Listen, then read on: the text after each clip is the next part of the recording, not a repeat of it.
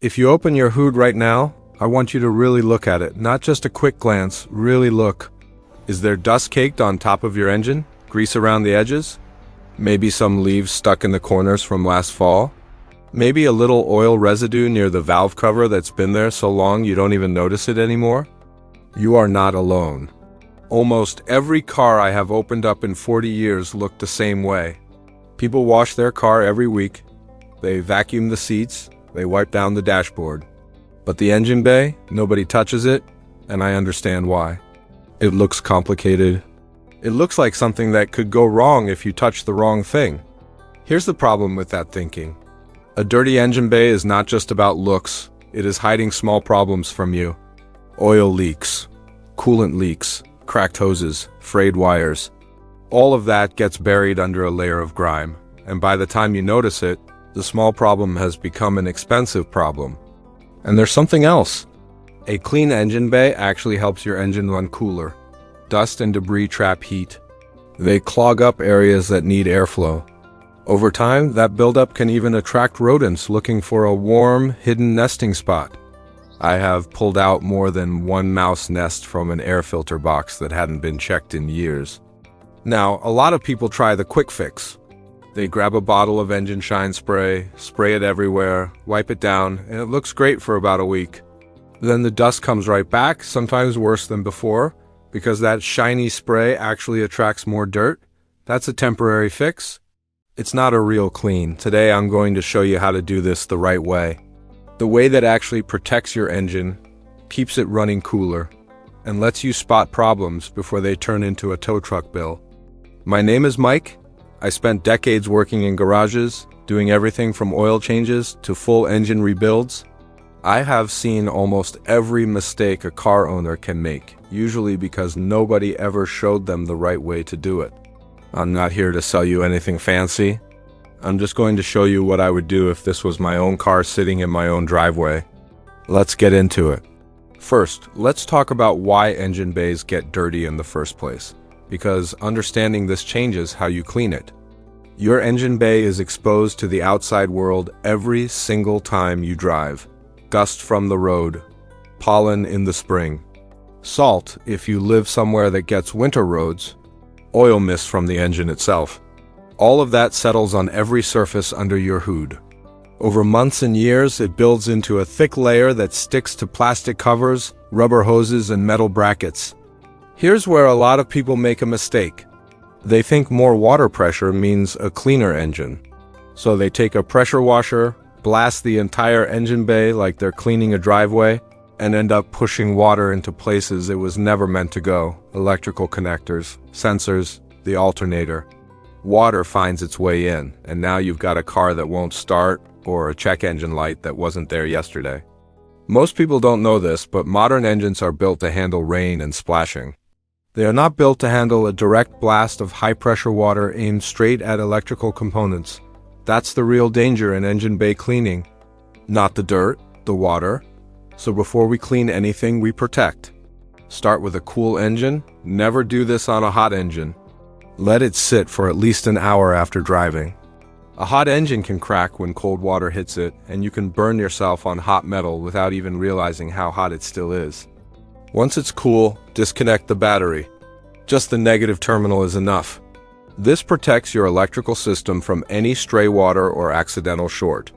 It only takes a minute and it saves you from a headache later. Next, take some plastic bags or plastic wrap and cover anything that should never get wet. This includes the air intake, the alternator, the battery if you haven't removed it, and any exposed electrical connectors you can see. A lot of people skip this step because it feels like extra work. But this is the step that protects you from an expensive mistake. I always tell people 10 minutes of covering things up now saves you a tow truck call later. Now we get into the actual cleaning. Start by using a soft brush, something like an old paintbrush or a detailing brush, to loosen the dry dust and debris sitting on top of everything. Do this before any water touches the engine. You want to knock loose all that surface dirt first, especially around the edges of covers and near the base of the hood where leaves and debris like to collect. Once the loose debris is brushed away, this is where you bring in a degreaser. Choose one made specifically for engine bays, not a harsh chemical made for something else. Spray it on the areas with buildup, especially around the valve cover, the intake area, and anywhere you see oil residue. Let it sit for a few minutes. Don't rush this part. The degreaser needs time to break down that grime so it lifts away easily instead of just smearing around. While that's sitting, this is a good time to inspect what you're looking at. Look at your hoses. Are they cracked or soft? Look at your belts. Any fraying? This is exactly why I clean engine bays in the first place. You can't spot small problems under a layer of dirt. But once that grime starts to lift, you start seeing your engine the way it actually is. After the degreaser has had time to work, take a garden hose, not a pressure washer, and rinse gently. Low pressure, steady stream, and always spray away from anything electrical. Think of it like rinsing a delicate item, not blasting a driveway. You want the water to carry the loosened grease and dirt away, not force it into places it shouldn't go. Here's where many people make a mistake. They think one round of degreaser and rinse is enough. But stubborn buildup, especially old oil stains, often needs a second pass. Don't be afraid to repeat the process on tough spots. Patience here makes a real difference in the final result. Once you've rinsed everything and you're happy with how it looks, it's time to dry things off. Use a microfiber towel or a leaf blower on a low setting to remove excess water from tight spaces. Pay close attention to any spot where water could pool, like around gaskets or seals. Standing water sitting in the wrong place can cause rust over time, especially on older vehicles. Now here's a step that most people skip completely, and it's the step that actually makes the biggest difference long term. Once everything is clean and dry, apply a proper plastic and rubber protectant to your hoses, covers, and trim pieces. Not the shiny spray I mentioned earlier that just sits on top and attracts dust. Look for a matte, non-greasy protectant designed to actually condition rubber and plastic so it doesn't crack and dry, out from heat and sun exposure. After years in the garage, this is what I learned. The cars that lasted the longest, that had the fewest hose and belt failures, were almost always the ones where the owner kept the engine bay clean and conditioned. It's not about looking pretty for a car show. It's about slowing down the wear and tear that happens naturally under that hood. Once the protectant is applied and given time to absorb, remove the plastic covering you put over your sensitive components. Double-check everything is dry before you reconnect that battery terminal. This is important. Don't skip this check. Reconnecting a battery near dampness can cause issues you don't want to deal with. Once you're confident everything is dry and back in place, reconnect the battery and start your car like you normally would. Let it idle for a minute or two. Take a look around one more time while it's running. Check for anything unusual. Any new smell, any dashboard light that wasn't there before. In most cases, everything runs exactly the same, just cleaner and easier to inspect going forward. Now, how often should you actually do this? You don't need to do a full deep clean every month. For most daily drivers, doing this 2 to 3 times a year is plenty. Maybe once before winter, once after winter to clear off any road salt, and once more if you live somewhere dusty or you drive a lot of gravel roads.